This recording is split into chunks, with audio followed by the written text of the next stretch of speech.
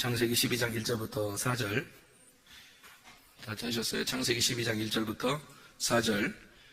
여호와께서 아브라함에게 이르시되 너는 너의 고향과 친척과 아버지의 집을 떠나 내가 네게 보여줄 땅으로 가라. 내가 너로 큰 민족을 이루고 네게 복을 주어 내 이름을 창대하게 하리니 너는 복이 될지라. 너를 축복하는 자에게는 내가 복을 내리고 너를 저주하는 자에게는 내가 저주하리니 땅의 모든 족속이 너로 말미암아 복을 얻을 것이라 하신지라. 이에 아브라함이 여호와의 말씀을 따라갔고 롯도 그와 함께 갔으며 아브라함이 하란을 떠날 때에 75세였더라. 아멘. 아브라함을 새로 부르신 그런 장면이 창세기 12장 1절부터 4절까지의 말씀에 나와 있는데, 아브라함은 말씀을 따라갔다 이렇게 되어 있어요. 그러니까 말씀을 무작정 따라갔다는 이런 의미가 되겠는데, 여기서 이제 아브라함에게 복을 내려주고 또 모든 땅의 족속들이 너로 말미암아 복을 받을 것이다 이렇게 해요. 그러면 땅의 모든 족속이 복을 받으려면 먼저 자기가 복을 받아야 되겠죠. 자기가 먼저 복을 받아야 다른 사람들에게 복을 전해줄 수 있죠. 이 사람을 통해서 복을 전해주지. 자기가 복이 없는데 어떻게 복을 전해주겠어요? 이 세상에서 복을 전달해 줄 수 있는 사람은 누구밖에 없겠어요? 예수님밖에 없는 거예요. 왜냐하면 하나님이 복이니까 그 복을 가지고 있는 사람만 전달해 줄 수 있단 말이에요. 그렇죠? 가지고 있는 사람만 그러니까 아브라함을 선택해서 내가 너의 복이 될 테니까 네가 다른 사람에게 복을 전달해 줘라. 또 복이 되거라. 이런 얘기가 되는 거거든요. 그러니까 예수님이 하나님 아버지의 복이 되니까 예수님이 자기가 복을 전달해 줄 수 있는 사람이 되는 거죠. 성경에서 여러분은 잘 알듯이 시편 133편 3절에 복은 뭐라고요? 영생이로다 그랬고, 창세기 15장에 1절 말씀 보면 누가 복이라고요? 여호와 하나님이 복이다, 큰 상급이다, 그런 이야기를 했어요. 그러니까 하나님 자신이 복이고 복은 영생이고 그걸 소유한 사람만이 그걸 전달해 줄 수 있으니까 아브라함 보고 하는 말이 내가 너를 선택했으니까 너는 이제 복의 근원이 될 것이고 복을 전달해 주는 사람이 될 것이고 복을 이미 받은 사람이 될 것이다, 이런 얘기가 됩니다. 여러분과 제가 복을 이미 받은 사람들이 되셔야 다른 사람에게 복을 전달해 줄 수 있는 사람이 됩니다. 그러면 여러분이 복을 받았다는 말을 뭘 받았다는 얘기예요? 그럼 하나님을 받았다는 얘기가 돼야 됩니다. 그리고 복이라고 하는 게 뭐라고요? 영생이라고. 그러면 뭘 받은 사람이 돼야 된다는 거예요? 영생을 받은 사람이 돼야, 그래야 다른 사람에게 복을 전해주고 하나님을 전해주고 영생을 전해준다는 거죠. 그러니까 하나님 자신이 영생이고 하나님 자신이 복이고, 그러니까 하나님을 전달해 줄 수 있는 사람이 돼야 된다. 그게 예수를 믿는 사람들은 우리가 먼저 복의 근원, 복을 받은 사람이 돼야 되고 그 복을 전달해 주는 사람이 돼야 된다, 이런 얘기입니다. 그러니까 복이라고 하는 건 이제 뭐라고요? 영생이라고. 복은 누구라고? 하나님이라고. 뭐라고 그러면 영생이고, 복이 뭐라고 그러냐 그러면 영생이고, 그리고 누구냐 그러면 하나님이시고, 이게 복이라는 얘기예요. 그러니까 그거를 분명히 소유하고 있어야 다른 사람에게 전달해 준다는 거예요. 여러분은 그 복을 가지고 있으십니까? 그 복을 여러분이 다른 사람에게 전달해 줄 만큼 그 복을 가지고 있느냐. 다시 말하면 하나님을 전달해 줄 수 있느냐 하는 얘기고요. 영생을 전달해 줄 수 있느냐 하는 얘기예요. 여러분 만나면 영생이 무엇인지 분명히 가르쳐 줄 수 있느냐, 믿음이 무엇인지 분명히 가르쳐 줄 수 있느냐, 그리고 하나님을 전달할 수가 있느냐 이거예요. 하나님을 지식으로 전달하는 거 말고요. 지식으로 전달하는 사람들은 많이 있죠. 이 세상에서도 교회들마다 다 지식으로 하나님을 소개하고 전달할 거 아닙니까? 그런데 진짜 하나님을 자기가 가지고 있는 사람 있잖아요. 자기가 진짜 하나님을 경험하고 하나님을 만나고 진짜 하나님과 동행하는 사람들이 있을 거란 말이에요. 그런 사람들은 이제 하나님을 전달해 줄 수 있는 거죠. 그렇게. 그래서 성경에서 이 아브라함을 그렇게 만들겠다는 거예요. 근데 아브라함이 나 그런 사람 만들어주세요 해서 이렇게 만들었어요? 아니면 그냥 갑자기 그냥 선택했어요? 갑자기 선택한 거예요. 하나님이 그냥 갑자기 선택한 거예요. 우리도 어떻게 해요? 하나님이 우리 이방인들은 원래 그런 자격이 없었는데 하나님이 우리 이방인들을 갑자기 선택했죠. 그래서 이방인들도 다 구원받을 수 있도록, 다 하나님의 제자가 될 수 있도록 만들었단 말이에요. 그러니까 우리들도 아브라함과 똑같은 거죠. 아브라함 특별해가지고 선택받고 우리는 특별해서 선택, 그런 게 특별한 사람만 선택받고 이런 게 아니라 다 선택받을 수 있는 거예요. 문제는 그 선택받았을 때 내가 그 선택을 받아들이느냐, 내가 그 선택을 취하느냐 하는 것은 내 문제라는 거죠. 그 선택을 취하느냐, 저게 내 거라고 내가 갖느냐 하는 것은 내 문제라는 거죠. 그렇게 그것을 내 거라고 갖는 것을 뭐라고 그러냐면, 저게 지금 믿음이다 그러면 믿음을 내가 갖는 것을 뭐라고 그래요? 믿는다라고 그러는 거예요. 성경에서. 그러니까 믿음과 믿는다라고 하는 것은 한 쌍으로 이루어져야 되는 거죠. 믿음은 하늘에서 내려오는 거고 믿는다 하는 것은 아래에서 위로 올라가는 거란 말이에요. 내가 하는 거라는 거죠. 하나님이 믿음을 전해주시면 하나님이 내게 그 믿음을 전달해 주신 그 믿음으로 말미암아 내가 믿는다라고 되는 거죠. 끝까지 그것을 견고하게 지켜내는 것을 인내라 그러고, 그렇게 이기는 자라 그러고 이런 사람들만 하나님의 나라를 유업으로 받을 수가 있는 것이죠. 그러니까 끝까지 이겨내는 자가 가는 거지, 이겨내지도 않는데 그냥 뭐 다 천국 간다 이렇게 말하기는 어렵단 말이에요. 성경 자체가 우리에게 이겨내는 자를 요구한단 말이에요. 성경 자체가. 그런데 어떻게 우리가 매일 뭐 말씀도 사모하지 않고 뭐 그냥 뭐 기도도 사모하지 않고 예배도 사모하지 않고 하나님 자체를 사모하지 않는데 천국 간다, 말이 안 되는 거죠. 어떻게 그 사람들을 다 천국 간다, 믿음도 없는데 그냥 뭐 교회 나와서 한 몇 년 다녔으니까 다 천국 간다, 믿음도 없는데 그렇게 얘기한다면 그건 너무 사람 중심으로 얘기한 거 아닙니까? 그건 하나님이 그러면 아무나 다 구원시켜야죠. 그렇게 따지면. 하나님 왜 그럼 성경에 좁은 문이라고 그랬고 왜 많은 사람이 천국 갈 수 없다고 그러고 하나님 나라에 이런 사람들은 유업으로 받을 수가 없다 왜 그렇게 말해요?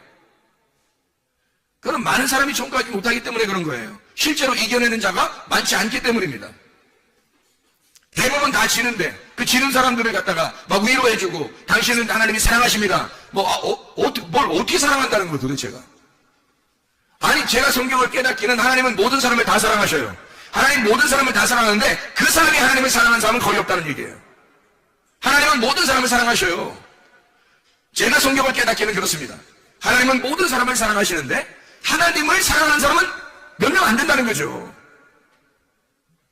하나님의 구원이, 하나님의 치료가, 하나님의 믿음이 다 내려왔어요. 모든 사람에게 내려왔어요. 그 믿음을, 그 치료를, 그 구원을 붙잡는 사람은 몇 명 안 된다는 거죠.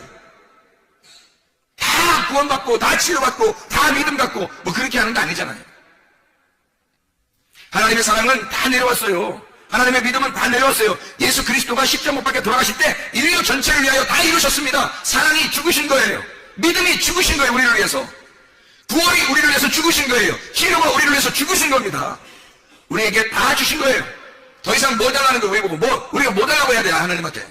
하나님 부족합니다. 예수 주신 것으로는 우리가 부족합니다. 그래야 되는 거예요? 이상한 소리 아닙니까? 사람들이 하는 얘기가. 자기가 믿음을 별로 안 가지면서 자기가 교회에 그냥 별로 이렇게 열심히 하고 싶지도 않은데 그냥 교회에서 그냥 대충 교회 다녀도 천국은 가고 싶은데 교회에서 뭔가 위로의 말을 해주면 좋겠는 거예요. 자기가 듣고 싶은 게 그런 말이라는 거죠. 그런 말을 듣고 싶어 하는 거. 그 땅의 말이지. 사람들의 말이고 하나님의 말씀은 아니에요. 하나님은 천국에 가는 것이 그렇게 쉽지 않다고 말하고 있습니다. 주님의 신부가 된다는 것은 그 신랑을 완전히 붙잡아야 돼요. 신랑을 붙잡아 놔야 된다고요. 룻처럼 보아스를 붙잡아 놔야 돼요. 보아스가 마음이 안달하도록 보아스의 마음이 룻을 부인으로 맞이하기 전까지는 자기가 쉬지 못하게 만들어 놔야 된다고요. 룻이 보아스에게. 그래야 그 사람이 신부가 되는 거지. 그냥 대충 그냥 자기는 보아스의 신부가 될 거야 그러면서 그냥 자기는 집에 가서 놀고 앉아있고 이러면은 그냥 보아스 무조건 신부 되는 겁니까? 아니잖아요. 여러분 제가 교회 다니려면 진짜 그리스도의 신부가 돼야죠. 하나님 나라에 가고 싶다면서요. 여러분 진짜 천국 가는 거가 뭐냐 이 말이에요. 천국이 돼야 된다고 그랬잖아요. 천국을 간다는 거 사람들이 그런 믿음만 가지고 있으니까 어쨌든 내가 이 세상에서 어떻게 살든 어쨌든 천국만 가면 돼 이런 마음을 갖고 있잖아요. 예수 그리스도가 돼야 돼. 천국이 돼야 돼. 이런 사람들이 많잖아요. 예수가 되려면요. 천국이 되려면요. 하루아침에 되는 거 아닙니다. 성경에 예수 믿고 천국 가는 게 하루아침에 되는 거면 성경을 뭐하러 이렇게 많이 써놔요. 성경에다가. 복잡하게. 그냥 단순하게 예수 믿습니다 하면 그냥 다 천국 간다면 뭐하러 이렇게 길게 써놓냐고 성경에다. 삼위일기를 우리에게 설명합니다. 하나님이요. 삼위일기를 분명히 오라는 거예요. 완성을 시키라는 거예요. 신부가 되려면. 아브라함을 하나님이 불러놓고 여기에서 아브라함이 이삭을 드릴 때까지가 22장인데요. 22장이 아브라함이 이삭 드릴 때까지인데요. 그때 비로소 하나님이 아브라함에게 네가 나를 어떠한 것보다 네 아들보다 나를 더 사랑하는지 내가 알았다는 거예요. 22장에 돼서야. 그러면 창세기 12장에서 21장까지는 몰랐단 얘기? 몰랐단 얘기. 그 과정에 있었단 얘기예요. 하나님은 다 부르셨는데 그 사람이 끝까지 견디느냐는 것은 자기의 문제라는 거지. 아브라함이 이삭을 드리는 것은 자기 문제예요. 드리고 안 드리는 것은 자기 문제라고. 그러니까 이삭을 아브라함이 드릴 때 비로소 하나님이 인정하는 거예요. 여러분. 그게 뭐예요? 하나님이 믿음이신데 아브라함을 불렀어요. 믿음이 주어졌단 말이에요. 아브라함을 불렀다는 말은 믿음이 생겼다는 말이고 하나님의 말씀이 들어왔다는 얘기예요. 그럼 그렇게 들어왔을 때 아브라함이 그 말씀을 붙들고 그것을 끝까지 지켜내느냐 하는 것은 이삭을 바칠 때까지 가는 것은 칼을 들어서 찌르려고 할 때까지는 아브라함이 해야 된다는 거죠. 아브라함이 걸어가야 돼요. 아브라함이 변함없이 하나님의 말씀이라는 것을 인정해야 돼요. 의심을 하지 않고 이거 뭐 헷갈리고 막 이러지 않고 끝까지 하나님이 말씀하셔서 아들을 드리라고 하나님이 말씀하셔서 끝까지 가야 돼요. 한 번도 변함없이. 그리고 아브라함이 이삭을 드릴 때까지 변함없이 그는 칼을 들어야 된단 말이에요. 그때까지 하나님은 기다린다는 거죠. 노아 방주를 지을 때도 그랬죠? 얼마나 오랫동안 지었겠냐고. 학교 운동장 많은 걸 3인칭으로 지었으니까. 그런데 노아 식구 8명만 있었단 말이에요. 그 며느리가 3명이고 부인이 1명이니까 여자는 4명, 남자가 4명인데 주로 남자가 이랬을 거라고요. 남자 4명이 아무리 좋은 도구를 가지고 해도 이게 학교 운동장만한 배에다가 3층을 지으니까 이게 보통 문제가 아니란 말이에요. 그런데 하나님이 노아 방주를 지어라, 노아야 방주를 지어라 라고 해놓고, 그리고 방주가 완성이 될 때까지 한마디도 안 나오잖아요, 여기 성경에. 그러면 노아가 의심해볼 만도 하잖아요. 뭔가 이게 문제가 있는 거 아닌가? 이게 진짜 맞나? 한 번도 비가 내린 적이 없는데? 진짜 비 내린다는 말이 맞나? 홍수가 난다는 말이 이게 말이 맞나? 헷갈릴 거 아니에요. 그런데 노아는 한 번도 변함없이 그 믿는다, 그 의지를 한 번도 꺾어내지 않았단 말이에요. 그 믿음의 의지를 한 번도 안 꺾었다고요, 그가. 그 오랜 기간 동안에 말이에요. 그러니까 노아가 그 방주 안에서 구원받는 거예요. 그 식구들이 다 같이. 믿음이라고 하는 게 여러분에게 주어집니다. 하나님의 말씀이 떨어지는 거예요. 그게 믿음이잖아요. 말씀이 떨어졌잖아요. 그게 믿음이 떨어졌잖아요. 그래서 붙드는 것은 여러분이 붙들어야 된단 말이에요. 여러분이 붙들고 있느냐, 그 의지를 꺾지 않고 여러분의 혼을, 여러분의 정성을, 여러분 목숨을 하나님 앞에 드렸느냐 하는 얘기예요. 하나님은 여러분을 사랑하셨어요. 여러분을 구원하셨어요. 여러분에게 믿음을 주셨어요. 그건 하나님 쪽에서 우리에게 온 거예요. 근데 우리는 능동적으로 하나님을 내가 믿어야 하고, 그 하나님이 주신 그 믿음을 믿어야 하고, 하나님이 주신 그 사랑을 사랑해야 하고요. 하나님이 주신 그 구원을 끝까지 견디어야 한단 말이에요. 그게 살길이라고요. 그걸 아브라함도, 노아도, 모든 하나님의 사람들, 여기 성경에 기록된 이 생명책의 이름이 기록된 자들도 다 그 일을 이루어서 한 번도 변함없이 그들은 하나님을 붙들고 살았어요. 변함없이 흔들리지 않았다고요. 의심하거나 뭐 이러지 않았다고요. 의심하고 막 이런 사람들은 다 멸망했습니다. 그런 사람들도 나와요, 성경에. 사망의 절된 책에 기록된 사람들, 그 이름이, 그 사람들은 광야에 멸망한 사람들입니다. 애굽에서 멸망하거나 광야에서 멸망한 사람들, 그 사람들은 생명책에 기록된 게 아니잖아요. 생명책에 기록된 사람은 여호수아와 갈렙이라고 분명히 나와 있고, 그 사람들은 가나안 땅까지 한 번도 의심하지 않은 사람들이라는 거죠. 그게 믿음입니다. 의지, 정말 내가 내 의지를 하나님 앞에 그 믿음을 드리느냐 이거예요. 하나님으로부터 온 그 믿음을, 하나님으로부터 온 뜻을, 하나님으로부터 온 그 의지를, 하나님의 의지를 내 의지로 붙드느냐 하는 거예요. 신랑의 의지를 내 의지, 신부의 의지로 붙드느냐, 보아스의 의지를, 보아스의 뜻을, 룻이 그것을 붙드느냐 이거죠. 신부는 끝까지 붙들어 내면 되는 겁니다.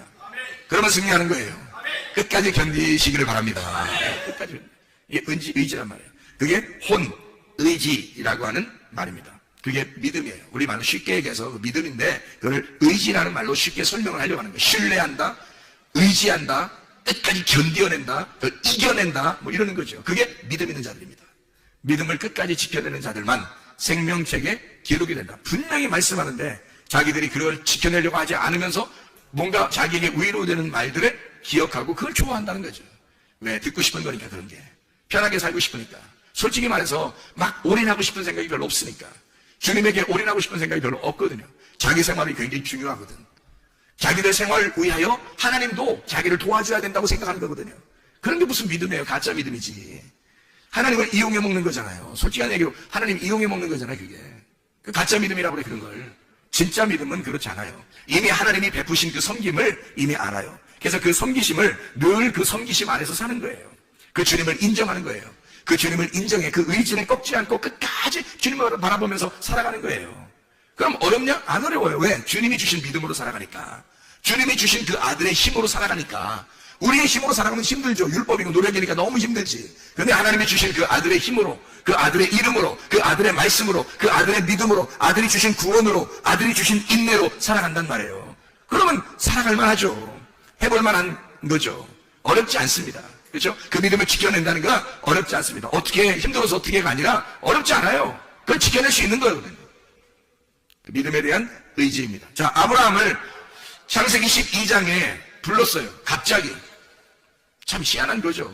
이렇게 선택받은 자가 여기 있는 아브라함이라는 이름에다가 내 이름을 집어넣으라고요. 자기 이름을. 여호와께서 나에게 이르시되 너는 너의 고향과 친척과 아버지 집을 떠나 내가 네게 보여줄 땅으로 가라. 내가 너를 큰 민족을 이루고 네게 복을 주어 내 이름을 창대하게 하리니 너는 복이 될지라. 너를 축복하는 자에게는 내가 복을 내리고 너를 저주하는 자에게는 내가 저주하리니 땅의 모든 족속이 너로 말미암아 복을 얻을 것이니라 하신지라. 이에 내가 여호와의 말씀을 따라갔고, 여기까지 이렇게 읽어보시라고요. 아브라함의 이름을 빼고 나라는 이름을 집어넣으니까 어때요? 자기가 그렇게 해야 되는 거잖아요.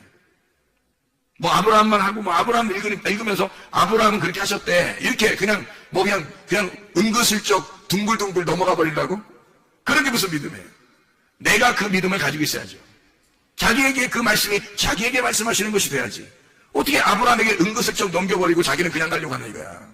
편하게 살려고 하는 자기의 속성이 있는 거지. 속셈이 있는 거지.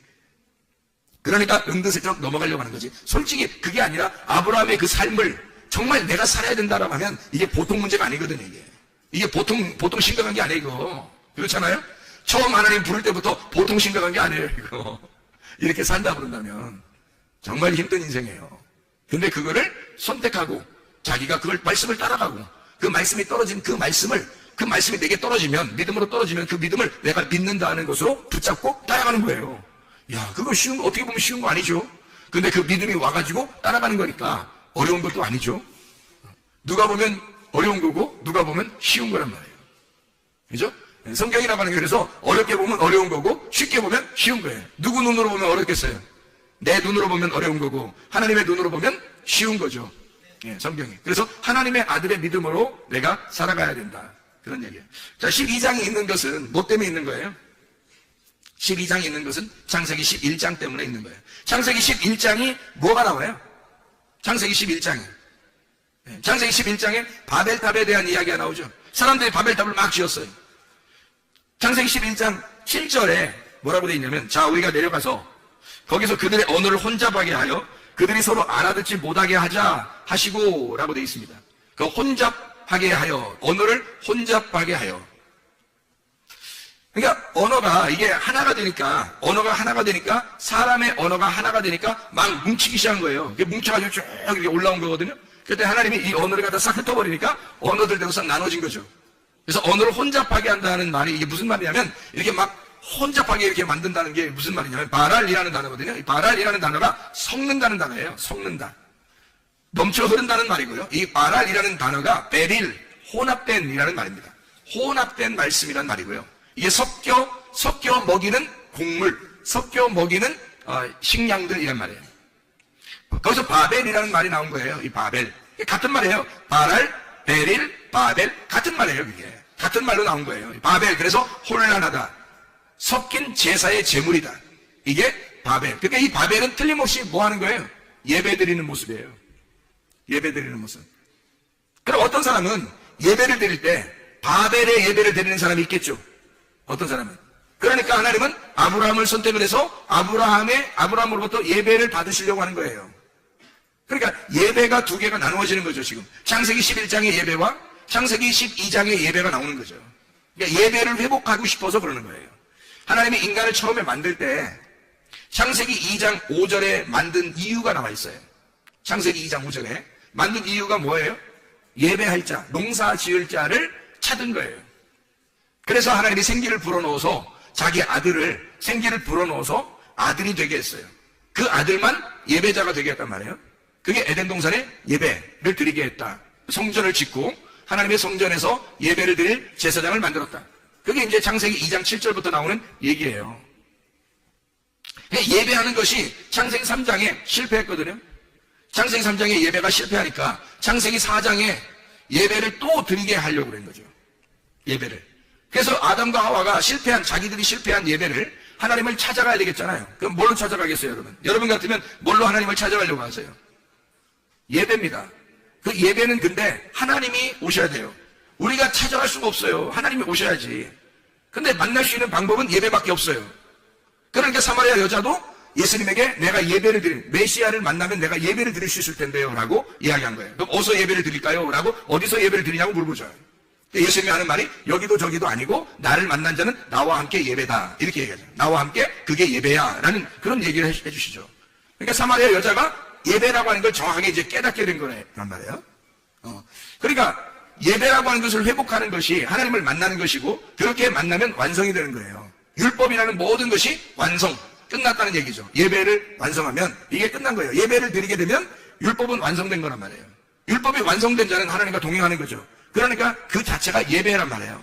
그러니까 사마리아 여자가 그거를 깨달은 거고 그걸 만난 거예요. 이 예수님을 만났을 때.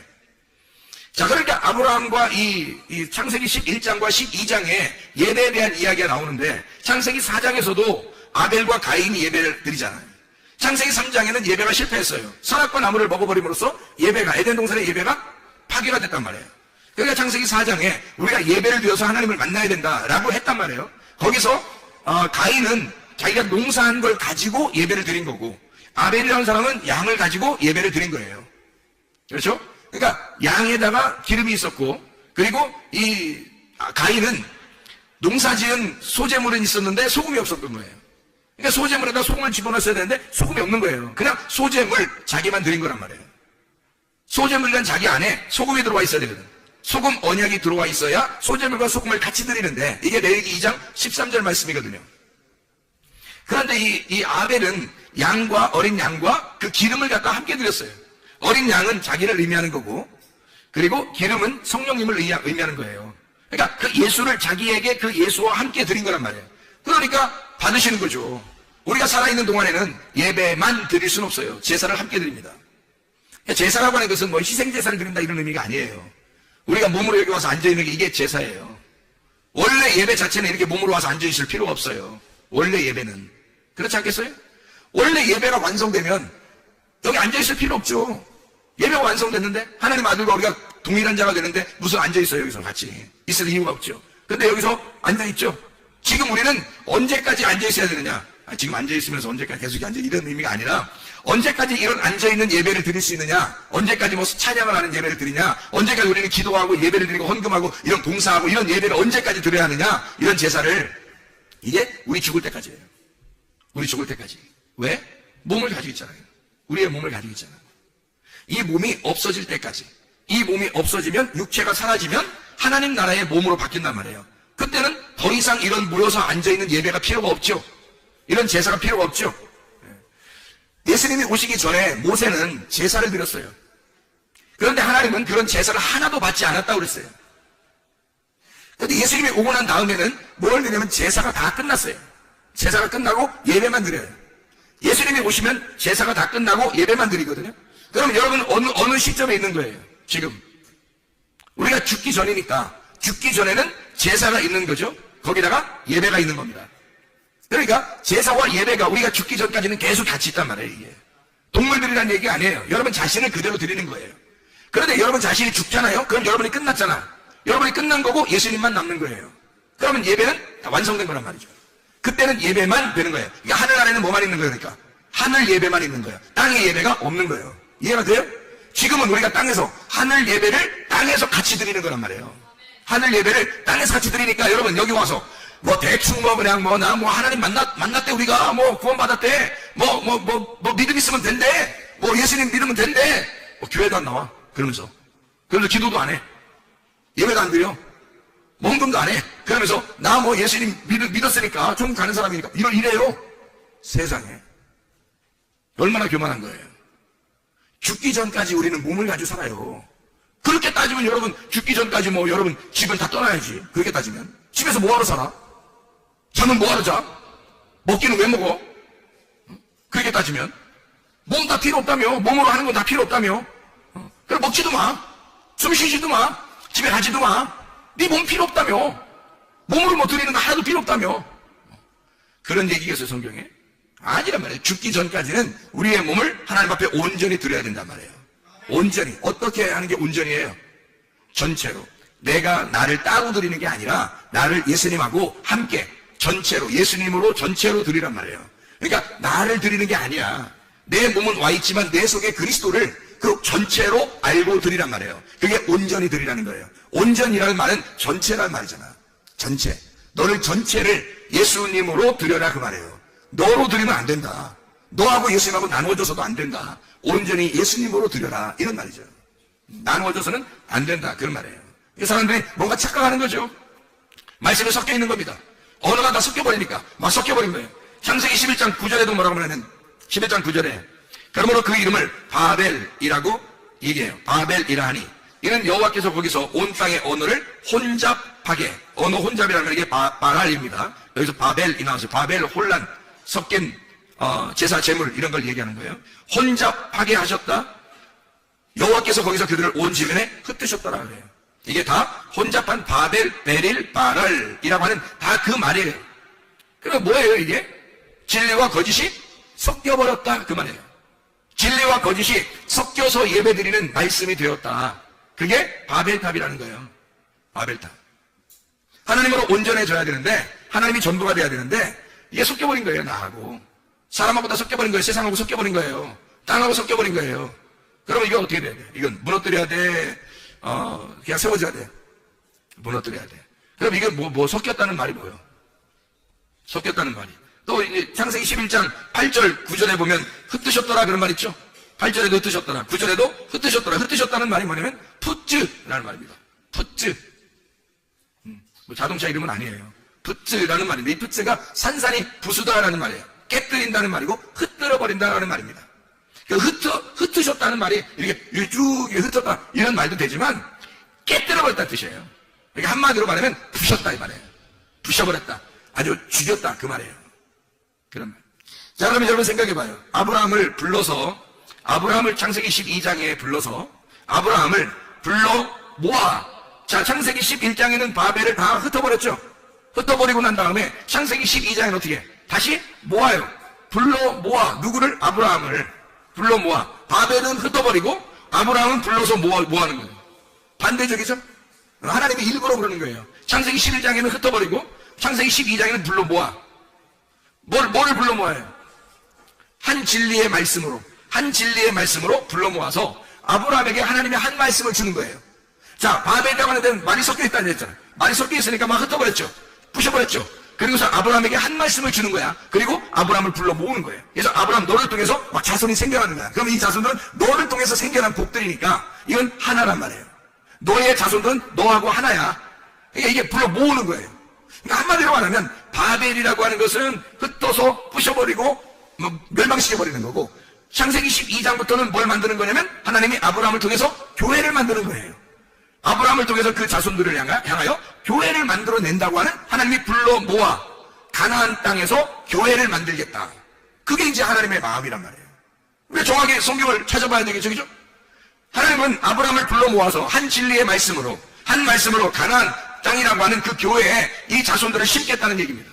다시 말하면 함 자손 가나안 땅을 정복하게 만들고 뜰에서 성소로 성수에서 지성소로 가가지고 하나님의 법궤를 만나 율법이 완성된 자가 다시 성소 쪽으로 다시 뜰 쪽으로 나오면서 정복해 완전히 이 모든 세계를 하나님의 나라에 만들겠다는 얘기예요. 자, 이게 무슨 말이냐면 아브라함을 불러 모아 가나안 땅에서 하나님의 말씀을 깨닫게 하고 그 안에 법궤 하나님의 말씀을 만나게 해서 그 율법의 완성을 낸 자가 다시 가나안 땅에서 광야에서 뜰로 광야에서 애굽으로 가나안 땅 광야 애굽을 지성소에서 성소로 성소에서 뜰로 나가면서 완전히 그걸 정복해 하나님을 만난 자가 정복해 나가는 거예요. 그러면 다 교회가 되겠죠. 그리스도의 교회를 만들려고 하는 하나님의 마음 한 진리의 말씀으로 교회를 세우겠다라는 거죠. 여러분, 그럼 우리 한번 생각해 봅시다. 하나님께서 바벨탑을 무너뜨린 이유는 여러분과 제가 아브라함처럼 하나님의 선택을 받아서 하나로 모여지기를 원하신다는 얘기죠. 그래서 고린도전서 1장 10절에 너희가 같은 말을 하고 같은 마음을 가지고 같은 생각으로 합해야 된다. 에베소서 4장 1절부터 6절에 성령의 하나되심이 되어야 되고 하나인 성령 안에서 한 소망을 갖고 한 믿음을 갖고 한 몸이 되고 한 성령, 한 주인으로 한 믿음으로 한 침례로 한 하나님이 계시다. 이게 그리스도 예수 안에서 너희의 삶의 예배가 될 것이다. 로마서 12장 1절 2절의 말씀 산 제사가 될 것이다. 너 자신이 그냥 혼의 예배가 너희의 삶의 혼의 예배가 너를 안식하게 할 것이고 너에게 진정한 평강이 이루어지게 할 것이다. 너의 삶이 예배가 될 것이고 그 예배 안에서 안식하게 될 것이고 그 안식은 너에게 평강을 전해줄 것이다. 하나님의 평강이 하나님의 안식이 될 것이다. 그게 예수 그리스도 하나님의 복이 될 거다. 이게 예배라는 거예요. 영 안에서의 예배, 진리 안에서의 예배. 요한복음 4장 23절 24절의 말씀입니다. 고린도전서 6장 16, 17절의 말씀에 장기와 몸을 합하면 한 육체가 되는 것처럼 그리스도와 하나가 되면 너희가 한 영이 된다는 말이 있잖아요. 우리가 자 보세요. 바벨탑이 막 이렇게 세워져가지고 바벨탑이 무너질 수밖에 없어요. 자, 창세기 12장에는 아브라함을 세워서 교회를 세우는 거예요. 자, 우리 한번 마무리 한번 해볼까요?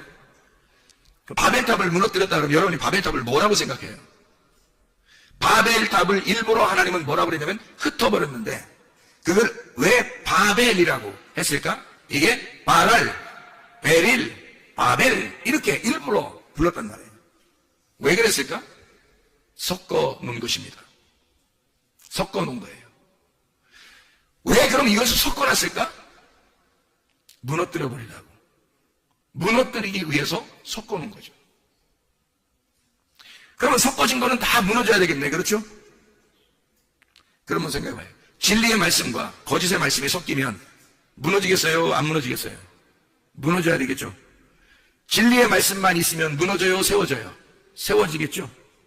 자, 창세기 11장에는 진리의 말씀과 거짓의 말씀이 함께 있는 거고요. 섞여 있는 거고요. 창세기 12장에는 진리의 말씀만 있는 거예요. 자, 여러분이 어디를 선택할 살겠어요? 어떤 믿음으로 살겠냐 이거예요.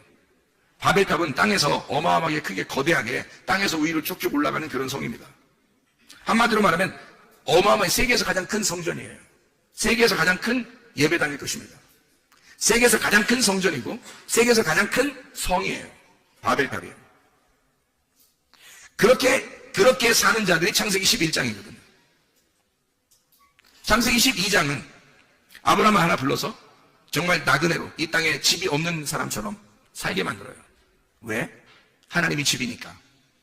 하나님이 집이니까 그냥 하나님 안에서 살게 하려고. 남편 없는 사람처럼 살아요. 하나님이 남편이시니까. 아버지 없는 사람처럼 그냥 돌아다니며 살게 해요.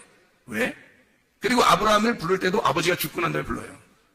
왜냐면 아버지가 하나님이시니까. 내가 네 아버지 될 테니까 너는 내 안에서만 살아. 내가 네 신랑 될 테니까 너는 내 안에서만 살아. 내가 너의 집이 될 테니까 너는 내 안에서만 살아. 자기 게 없는 거예요. 창세기 12장은. 창세기 11장은 자기 게 어마어마하게 크게 있는 거예요. 땅에서 세워나가는 거예요, 위로. 근데 하나님이 그것은 다 무너뜨려 버립니다. 왜냐하면 말씀이 섞여 있기 때문이에요. 하나님의 말씀이 육신하고 섞여서 이 땅에 오면 어떻게 되나요? 말씀이 육신과 섞여서 이 땅에 오면 어떻게 되나요? 이거 볶음밥 복음이라고 그래요. 말씀이 육신이 돼서 섞여가지고 이 땅에 오면 어떻게 되죠? 어디까지 가야 되죠? 십자가에 죽는 데까지 가는 거예요. 십자가, 이 볶음밥은 반드시 복음으로 끝난단 말이에요. 십자가의 죽음으로 끝난다고요. 그래서 볶음밥 복음이란 말이에요. 그래서 말씀이 육신이 되어 섞인 이 말씀은 반드시 십자가로까지 끌고 가서 자기의 육체를 영이 끌고 가는 겁니다. 그리고 십자가에다 매달아 놓는 거예요. 거기서 껍질을 벗겨내고 그리고 알맹이가 남아서 부활하는 거예요. 그게 말씀 진리란 말입니다.